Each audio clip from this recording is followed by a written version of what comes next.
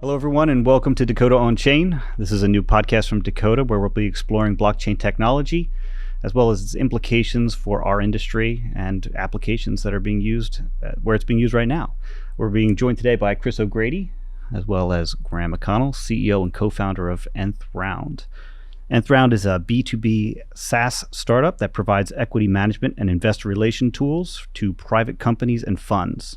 For companies wanting to offer liquidity to shareholders, Nth Round offers a trading platform structured in two unique ways: as a traditional block trading desk or as an ethereum-based smart contract that allows for 24/7 transactions. Before Nth Round, Graham served as product owner for Relay Network, managing priorities for a team of software developers and test engineers. Drawn to finance, Graham then joined AJO Partners, a top-tier quantitative investment firm where he oversaw software development. Graham, thank you so much for joining us today. Thanks for having me. Happy to be here. So, Nth Round, talk to us about it. What does it do? In particular, the Ethereum smart contract desk. What does that look like? Yeah. We think of ourselves as purely a software company, and we're serving large private companies that have lots of shareholders or a complex equity situation, but also more recently funds as well, real estate, private equity, venture capital, because they're doing something very similar. They're dealing with LPs. They don't call them quite the same thing, but helping predominantly the CFO, but it could be the chief counsel who's communicating with all of the shareholders or LPs and helping them to distribute this information, delight their shareholders, but also for themselves, keep track of the cap table. And really at the highest level, we're trying to kind of merge or bridge the gap between a private company and a public company without all of the costs that goes along with being public. So that goes to investor relations. That can take a lot of time. But also liquidity is something that the private markets often lack. And so that's how we kind of got into the blockchain space. You know, I've known Nth Round a long time. I've known you guys, the McConnell family. You guys have done a great job. We want to establish Nth Round as somebody that has subject matter expertise in blockchain, and we can all pick on what's going on. We'll get into that later in the questions of what's going on with the stable coins and definitely some chaotic behavior in a certain area of the whole crypto ecosystem. But when we talk about blockchain, Nth Round, essentially you mentioned liquidity, you mentioned cap tables. I mean, we sit here and we want to think of, some might simply think of two name brand coins and think of blockchain, but in what you're doing in terms of cap tables and what you're doing in terms of providing potential liquidity for unextractable liquidity in situations, that is blockchain. So talk about how'd you get involved in blockchain, and really there's multiple lanes to this highway, and I think we all get focused on the problems that we've read about in the last 2 weeks, and we'll address those in further questions. But regardless of the problems, there's still a lot of good and progress being made. So talk about how you got involved in blockchain and how Nth Round is all part of that progress. Yeah. So originally it was someone by the name of Bill Martindale, who's a board member of ours. You may know that name. Bill's a good friend. Very savvy investor. He came to us back in 2017, mid-2017, and said, he knew that we were in the software space. He said, how can I invest in Bitcoin? And we kind of knew loosely what Bitcoin was, but we helped him to actually buy it. And after doing that, we realized that this is actually a pretty interesting space. And I think it was December of 2017 that my dad and I decided to do something we called a blockchain breakfast. Promptly after, I think the day after we did that breakfast, the market kind of crashed. That was 5 years ago. That was already 5 years ago? Yeah, it's crazy. I would have guessed 3. Unbelievable. So we definitely have to credit Bill with that introduction. But where was Bitcoin? Was Bitcoin like 18, 19,000? It was below 1,000 when Bill first bought it. But when you had the breakfast? The breakfast, it had gone up to I think that was maybe when it first hit 20,000. Okay, yeah, 20, and then reverted. And it came crashing all the way back. Right, yeah. So that was a great fun times. Feeling. All of our friends, really made fun of us for that. But we realized that, yes, Bitcoin is a programmable blockchain, but it's not traditionally used that way. But there's this other cryptocurrency, which is new at the time, called Ethereum, which is much more friendly to developers. And my dad and I, being the way that we are, decided to start tinkering. And I think our first idea was that we wanted to create a token that was only for accredited investors, so that people could fundraise using this token. Mm-hmm. We brought that to some VCs who basically laughed us out of the room because crypto was viewed as the wild, wild west back then. And this particular VC that we were talking to didn't want to introduce regulation to this world. But it was a good thing in hindsight because we ended up working on other ideas, and that's how we kind of came up with this idea of, can we use the Ethereum blockchain to remove some of the intermediaries that currently exist in the secondaries market. You think of lawyers, accountants, broker dealers, investment bankers, all very highly compensated parties. Escrow agents is another one that can be maybe not entirely removed from the process, but it can be we can remove some of the friction by relying on the Ethereum blockchain to be that trusted third party for these transactions. I've made a statement. Graham's an engineer, his father's an engineer. I'm an international studies major, so this statement is going to come from a position of complete weakness. Bitcoin is Yahoo, Ethereum is Google in terms of, Bitcoin's always going to have, it's obviously larger, going to have the fungibility, going to be the de facto one where you can put a lot of money to work and maybe be that currency. But Ethereum seems to be more of a rapid speedboat, more useful, have much more greater applications. Is that a horrific metaphor? No, that's a great metaphor. I'd say that Bitcoin is, the holders of Bitcoin tend to be very traditional, and they believe in never changing the underlying code that runs this, which there's definitely merit to that, but Vitalik Buterin, the founder of Ethereum, views it very differently. He thinks that it needs to be constantly evolving, at a slow pace, be it, because you don't want to introduce, they've been burned actually before with something called the DAO, the DAO, where there was a huge, hundreds of millions of dollars lost there. Yeah. And they ended up creating a new version of Ethereum that basically erased that mistake that was made. And so that's why you have, the traditional, Ethereum 1.0, which almost nobody uses nowadays, and the Ethereum that everyone knows. So, that's just one example, but also they're working on, improving the proof of stake instead of proof of work, which is a big criticism that the blockchain world gets, is that there's so much energy that goes into the proof of work system, and moving over to proof of stake will eliminate that. So, without getting into all those details, I would just say that definitely the Ethereum community is much more, forward thinking in terms of, changes to the algorithm and adapting.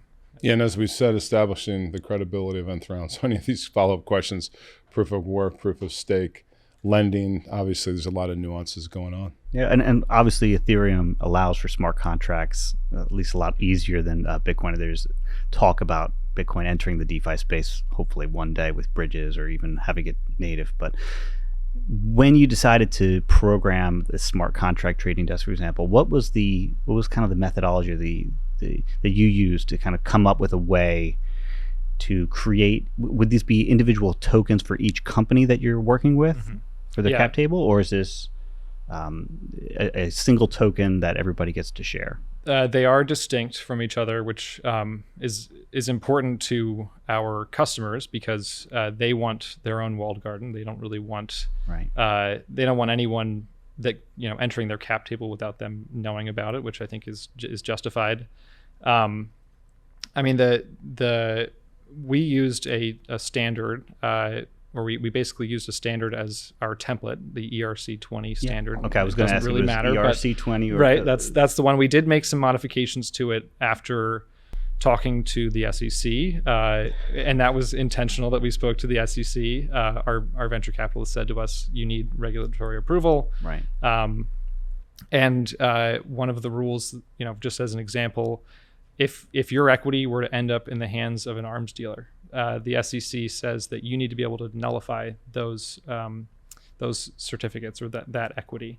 And the way that the blockchain world works is that, or the way that the ERC20 standard works is that you can't revoke tokens from anyone. Permissionless, right? Yeah, that's definitely a big no-no. So we had to work in some rules that we basically felt that you have to do if you want to be compliant with the SEC. Okay, so you have a modified ERC20 contract, smart contract, or token, I should say. And does that have like KYC on it, or are you able to like white list the digital wallets, for example, that it can go into? Yes. So the mechanism that we use for that is something that we call seeding. We potentially will have a patent on that. I don't know, pending, I guess I should say. If you don't own even a little tiny bit of that company's equity, then you cannot participate in the trading platform. So if I'm inviting you to participate in my company's trading platform, I need to first seed you with 0.0001 token, and then that then the smart contract recognizes you as an allowed participant. Very cool. So basically, you're creating in a perfect world, every building we see, every business that's out there could be tokenized, and there could be value assigned. You'd have to have, obviously, there's the trading platforms for sure. It would be a function of just what the value is. I wonder if almost the free market would assign a value to these tokens to really approximate what the value of the company is. Markets are pretty efficient and pretty astute for that. They can be punishing, as we'll get to in a few moments here. But if you had 500 companies, you'd have 500 tokens, each representing value for those companies that have decided to free up liquidity. Mm-hmm. Can you do it for a private? Can you do it for a public company, or no? You could, definitely. They would probably want to maybe delist if they, and we have done that with one company who didn't really want the pleasure of being public, and they went private. I don't know, actually. That's a great question. You'd have to work closely with the exchanges and make sure. I mean, it would create an arbitrage opportunity, right? Right. You have your, Correct. It's like the Eurodollar exchange is traded in London and Chicago at the same point. And there's always those arbitrage opportunities. Yeah. That's fascinating. I mean, obviously, anybody that wants to think about, if you have a private company, reach out to Graham and his team, and we will put up Graham's contact information at the end. From my minimal knowledge of following this for a few years, stablecoins backed by, and Graham, please correct me, pull out the red marker. Stablecoins backed by highly liquid securities, U.S. Treasuries. They were supposed to approximate one.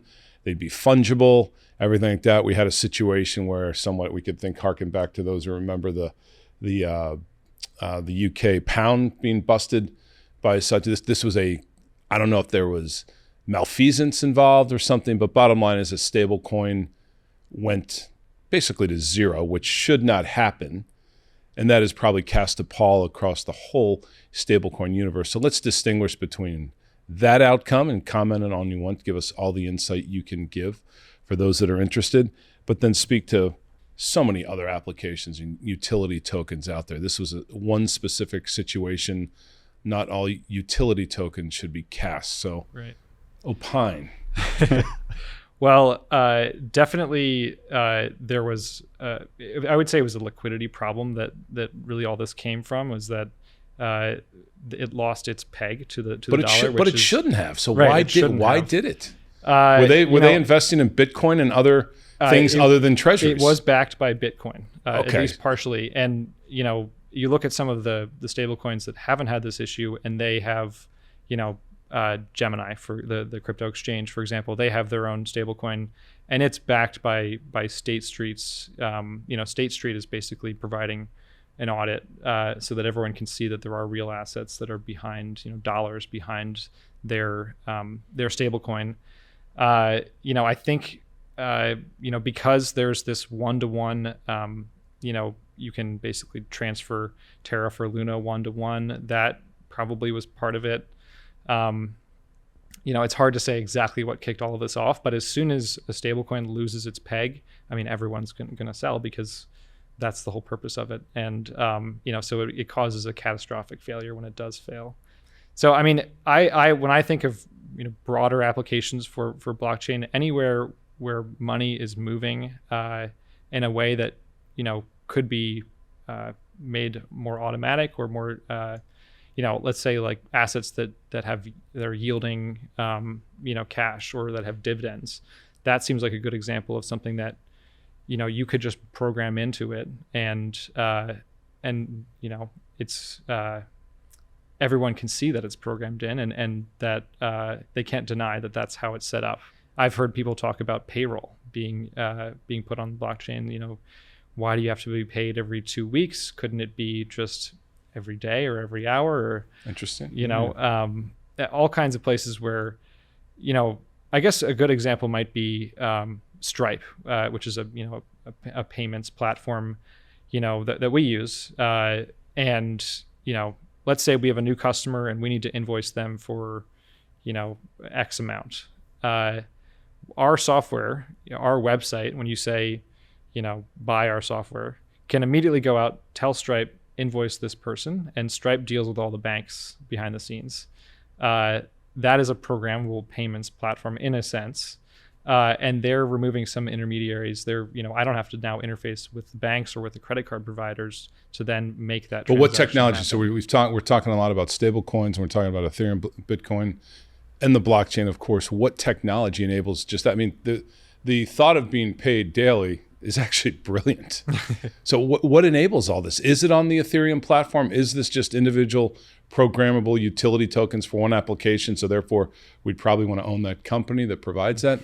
Tie it all together, because the one initial struggle I had was, gosh, Ethereum, it's a currency. That's like trying to value, the Swiss franc of the US. It's a currency. It's almost the function of retained earnings of a company, of a country drives a currency. So once you accept it's a currency, then you think, how do all these companies monetize something that is just a ledger, like the blockchain? And then so when you talk about Stripe and all these applications, are these a function of the Ethereum network or a certain network, or are these own utility tokens specific to one company? Therefore, if Stripe enables that, I want to own the Stripe token. Right. Am I thinking about this the right way? Yeah. Well, I mean, Stripe probably is a bad example, and I maybe shouldn't have brought it up because they are a traditional, they're dealing with the traditional world where, our software can't interact with a credit card provider or sure.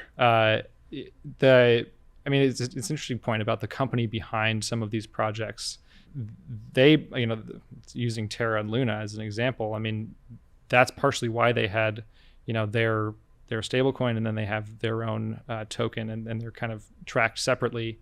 You do want to invest in the project. If you ask me, you want to own equity. I'm biased because I would prefer to own equity in the actual project behind it all. Mm-hmm. Where the line gets blurred is when you start looking at utility tokens, where, let's say it's an arcade, and I need tokens to actually play at the arcade.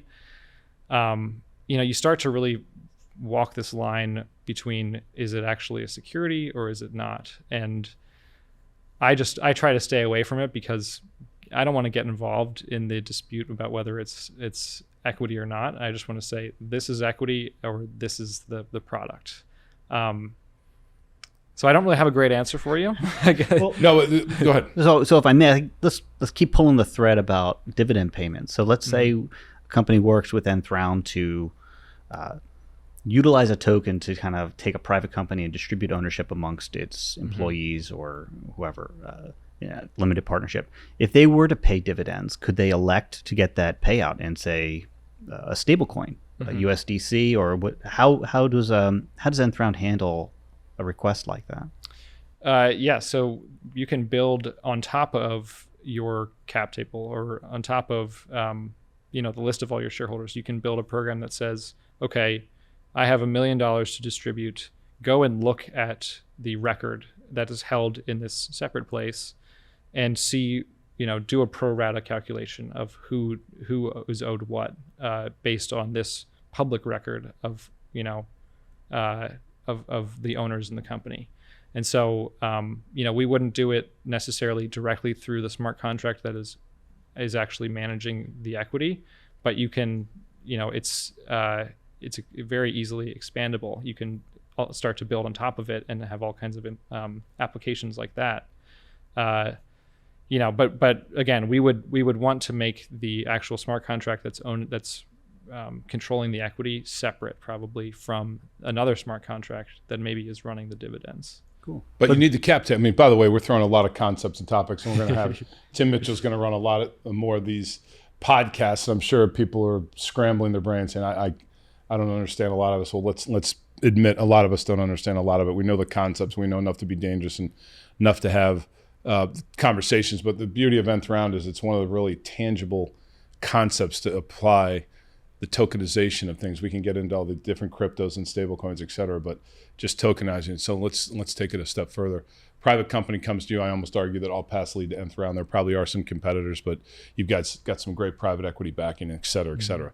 Then you call private equity and say, gosh, these private equity funds, why do I got to be in these private equity funds for 12 years? Well, you can tokenize some of the underlying investments. Therefore, they're fungible. I, as an LP, could sit here and say, well, I didn't have the minimum to be a $5 million minimum, but geez, I can go in there for $50,000. I know the certain companies. So this is really, in theory, and probably closer to practicality, what you're doing, what you're engineering, what you're creating, and obviously more familiarity with tokens and people's willingness to be part of the ecosystem. You're creating almost a New York Stock Exchange listed set of publicly traded tokens for private companies that otherwise. And then back to the cap table, we can all look at the cap table and see what the earnings are and everything. So the transparency's there. So this is, this isn't stopping. You can blow up Terra, you can blow up some cryptos, but the willingness of people to unlock private ownership of companies, it's a wonderful thing, right? And there's unfortunate circumstances that require the relinquishment of private ownership, but there's a lot of positive benefits too. Right. It is really unfortunate that there have been these hacks or market manipulation, whatever you want to call it, because it does give the whole space a bad name and creates doubt in a space where a blockchain has never been hacked per se. I mean, exchanges can be hacked, but the underlying infrastructure has never been hacked. I mean, going back to stablecoins, one of the reasons why you want to use a stablecoin is that if I'm going to buy $1 million in stock from you, I want to get payment, or I want to give you want to receive payment in a stable currency that is recognized by the blockchain. You don't want to receive Ethereum and now be exposed to all this currency risk because that could drop in value the second you receive it. Well, cuts both ways too. Right. Yeah. But our luck, it's going to go the other way.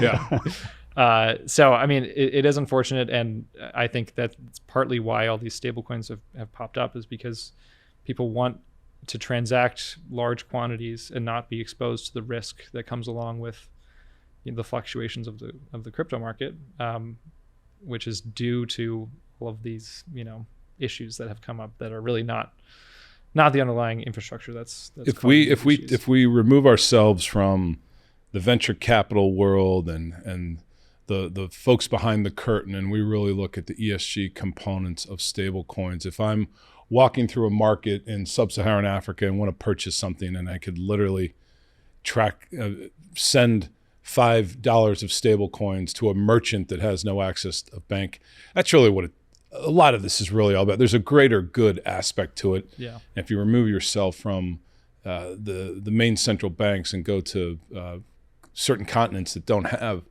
this banking, this really does empower all that, the merchant selling apples, they can have 14 hard US dollars via a stable coin in their account the next day. So there's a lot of good out of this. And I think, unfortunately, we focus on the problems, and then we draw. We know that Warren Buffett and his partners have made some snarky comments about it. And, it's never been prudent to take the other side of that gentleman. But I mean, these things are going to outlast all of us, I would believe, I would hope. And I just think this recent chaos has really given the ability of the naysayers to maybe, kind of do a little end zone dance. And I would take the other side of that. Mm-hmm. Yeah. The transparency and the democratized finance is something that we living in the US probably don't appreciate a whole lot. But definitely, like you said, in places where currencies, government-backed currencies are not stable, it's huge. And we can't, no one can really control Bitcoin. It's completely decentralized, which is a great thing in many ways. It does cause some issues, but I think overall it's a huge positive. And yeah, I mean, we would love to be viewed as the as the NASDAQ of the private markets. But the truth is that, once we deploy a smart contract, there's actually no touching that software. It's written in stone, which is probably how it should be. I mean, why should we have the power to, pull a stock off of the exchange? It's really up to the company. But if the smart contract's a function of a token that references a private company, that smart contract or that token is tradable, untouchable, but tradable, correct? Mm-hmm. Yeah. And based on the value. Correct. And that would be the exciting part. But we can't manipulate the original code that's managing all of it. Right. So once it's written to the chain, it's immutable, right? That's good. That's really cool. Let me bring you back to the trading desk a little bit, because I'm really curious about how these tokens are priced. Is it a true open market, or I would imagine if it was a smaller company, right, there's not going to be a lot of demand for this, a token. And as you mentioned, you have to have that token seeded to your wallet anyway, even to transact. Right. How do you price the tokens on your trading desk? So it's one of the reasons why we started doing more than just the trading platform, was that we wanted to create a level playing field. And actually we were, by law, we're supposed to create a level playing field for buyers and sellers. So if I have access to the last 10 years of financials, and I'm trying to sell the stock to you, you should also have access to that same information. So that's partially how we got into building the investor portal and the investor relations platform. So that's one way that can really help. If you can provide people with the right information, then they can make their own judgment as to the value. But also, these are private companies and they can do whatever they'd like. So they can set a price floor, a price ceiling. They can make those both the same and stipulate a price. And actually, that's pretty common. A company will do a valuation and just say, if you're going to trade, you're going to trade at this price. There's not the kind of depth to these markets as there are, not even close to what there is in the public markets. So in the cases where there is a price floor and a price ceiling, we'll sometimes suggest that people put in smaller orders to kind of gauge what is the appetite. Is there an imbalance in supply and demand? And that's a little bit of consulting that happens there, because a lot of companies don't really know what the supply and demand looks like until they open up this platform. Graham, I had a quick question. Does Nth Round have its own in-house team of developers, smart contract developers, or do you guys use a third-party service? Or we do it all ourselves, and believe it or not, my dad does the vast majority of it. The writing on a smart contract, you never want to get it wrong, obviously, but in total, a smart contract can be 100 lines of code, which is, compared to the hundreds of thousands of lines of code that Microsoft, for example, has. They're very simple programs. And if they start to get complicated, then you're going to pay a lot, because all of the machines that are backing up this smart contract have to run that code. So you're going to have to pay gas, or you'll have to pay a higher transaction fee just to use the smart contract. So you do want to keep it simple. And I know that there are outside firms that will help do smart contract development. Luckily, we just have been around it long enough where we'd like to do it ourselves, because we don't really trust anyone else to do it. So he taught himself Solidity and just dove in? Yep. Yeah. So do not trust. And meanwhile, the whole ecosystem of crypto is about, blockchain is about trust. Right. But that's just the way we are. I mean, obviously we're covering a lot of topics. We definitely focus on the competency of Nth Round right here in the city of Philadelphia. Not a ton of tech. Obviously we have Comcast with their incubator and stuff, but I wouldn't say a ton of technology, really cutting edge technology companies. And it's clearly Nth Round. Then obviously we're going off on tangents on the cryptos and things like that. And it's just really just a conversation of, probably if you're sitting around talking to some folks that knew enough to be dangerous, you'd probably hit on a multitude of topics. But talk about one of the let's go back to Nth Round from when it started. Talk about generic names, we'll leave names out of it. One of the successes of one of your clients saying, wow, this is why I came to you and this is what I'm getting, and I'm quite happy that I've partnered with Nth Round. I may just stick with the example of the company that we helped go private. They were paying $600,000+ a year to be public, and they actually they wanted to clean up the cap table in the process of going private, and they managed to buy out a few hundred of their shareholders, the smaller shareholders that they could afford to purchase out of the company. I think they did it primarily for the cost savings, but they would have faced a pretty big backlash from their investors who invested with the expectation of having liquidity, and we've helped them to still maintain that. So that's this was probably 2 years ago, and they were very forward thinking to do this. At that time, everyone equated blockchain with fraud, and maybe they still do in some cases. But there was a learning curve, definitely. But just allowing them to maintain some level of liquidity and save the company a lot of money. And one would argue a token is the same rights pari passu to an equity holder if it was public, correct? Right. Junior in the capital structure, but obviously a big waterfall recipient of retained earnings, et cetera, et cetera. Right. There is actually, in this case in particular, we do a little bit of fancy footwork to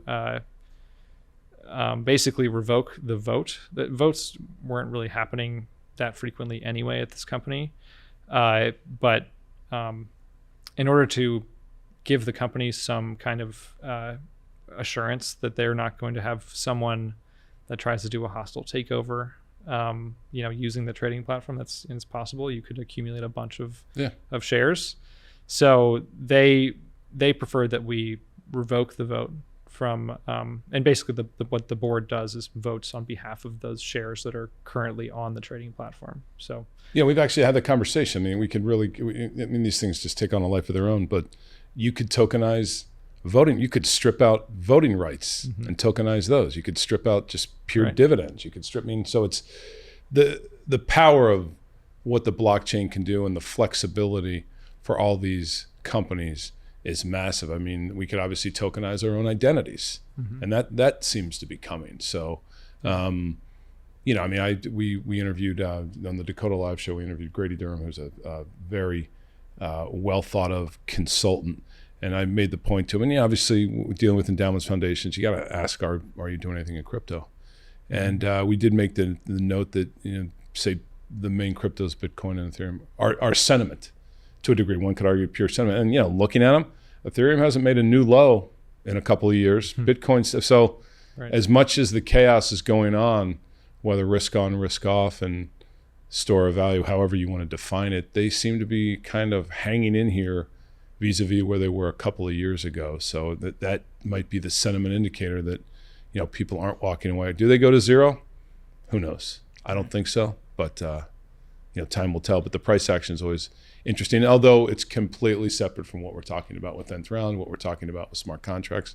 The blockchain will always be growing. The participants in the blockchain can obviously change in value, I would think. I mean, the great thing about tokenizing your equity is, or I guess, you don't have to worry about it fluctuating with the price of cryptocurrencies. It's just like any other stock. It's independent of what currency is being used to transact. Yeah, I mean, I just really have two more questions. The first one would be, how are you handling, if you are Ethereum based, are you using layer 2 scaling to handle kind of the growing gas fees? I know at least the last couple months they were pretty high. I mean, you're talking like $100 just to do a transaction on the Ethereum chain. Obviously, ETH 2.0 should, in theory, solve a lot of that. But is there any work with layer 2s with you guys? Or? Not yet. I mean, we're definitely eyeing it. It feels like we want to be on the most stable version of Ethereum, and of course we have our eye on what's coming, but we're just so risk averse, or on behalf of our clients, we're so risk averse that we know that it will take time to get to that point, and we'll cross that bridge when we get there, because things may change. So we're eyeing it, but not quite yet. So the merge is rumored to be happening in August or maybe September. Are you bullish on that? And does anything change in your operations post merge? No, I'm very bullish. I think it's going to do great things for the Ethereum network, and we don't have to do much of anything to be compatible. The fact that everything is backwards compatible is really important. So very excited about it, and who knows what will happen to the price. I don't want to speculate on that, but I think it's going to do great things for the network. Yeah, absolutely. Well, I guess the last question I would have is, how does anybody on this call get in touch with Nth Round? They've heard you, this really exciting opportunity, it's exciting platform that you have, right? And so they may have their own small company, they may be running their own investment shop. How do they work with you? Right. Yeah. I mean, we would love to chat. Nthround.com, I think, is the best way to get in touch. And we've got a team that is very easily accessible through nthround.com. So check it out. Even if you want to just chat about the blockchain space, we love doing that as well. So. Yeah, they might want to reach out to your dad directly. Right. After this, Yeah. I don't know. I know his father, and Graham explains it much more as a non-engineer, even though he is an engineer. There's nothing like, for those that we've all taken math, and at some point during your final year of high school, you get lost, and I was probably October. But there's nothing worse than the brain is scrambled, and we try to fight off the all this science and stuff, but it's becoming more and more mainstream. And I think the whole idea is Tim Mitchell is the host. I host a Dakota Live call. Tim is the host of Dakota On-Chain, and he will bring more of these type of conversations and guests, etc. But here in our hometown, we wanted to kick it off with Graham and the team from Nth Round, because, as I said, it's great to have. I'm sick and tired of all these smart individuals from these fancy schools in Philadelphia and leaving to go elsewhere. Graham went to a fancy school up in New Hampshire and decided to come back here. But it's good to have the brain power and kind of the cutting edge. And those I really do encourage reaching out to Graham and his team. You just got name brand backers that totally believe in this, and it's evolving. And like everything, the public equity markets are going under a little bit of a spill here, and you're seeing that happen across. But I think there's too many naysayers that want to. I think there's naysayers because they just don't understand it. Right. Yeah. Right. They get caught up in the kind of a headline price action of a couple of cryptos and want to write a obituary. Meanwhile, the blockchain world is just scooting right on by. Let's pick on Graham a little bit. He's getting married June 18th and talked about just going to get a marriage certificate. Talk about something that should be on the blockchain. Yeah, right. Driving 6 hours to go and get a piece of paper. Just those everyday applications. We've talked about, obviously, homeowner, titles to houses and things like that. So there's so many things that can be cleaned up. Yeah. But obviously, when you scale that to companies, is one with a. I wonder if what you're doing at Nth Round solves for what an ESOP used to do. Mm-hmm. Maybe, right? Yeah. Absolutely. It's a great way to distribute income without having to really go out of pocket too much from the employees or take out a loan or something like that. So there's so many things and so many topics. Perhaps we were all over the map on the initial conversation. I blame myself because Tim had scripted questions and I decided to go off script. It's always. But Tim, thanks for a new production from Dakota. Well, Dakota On-Chain. Thanks, Chris, for coming. Thank you, Graham. It's been fantastic. Very educational. My really pleasure. appreciate it. And would love to come back anytime. Anytime, pal. This is your studio. Yeah, the Nth Round, Dakota Studios, the Nth Round, sponsored by Nth Round. But anytime, and there's a lot to talk about. So when we release this podcast and we get questions, I think that's going to inspire further conversation. I think it behooves all of us to just really stay on top of what is going on in the crypto universe, the blockchain universe, and as I've said numerous times, because I believe it, lean on Nth Round to be your shepherd of knowledge, for sure. Appreciate it. All righty. All right. Well, thank you, everyone. Appreciate it. Look forward to the next podcast. Yeah, absolutely. Great. All right. Take care, everyone.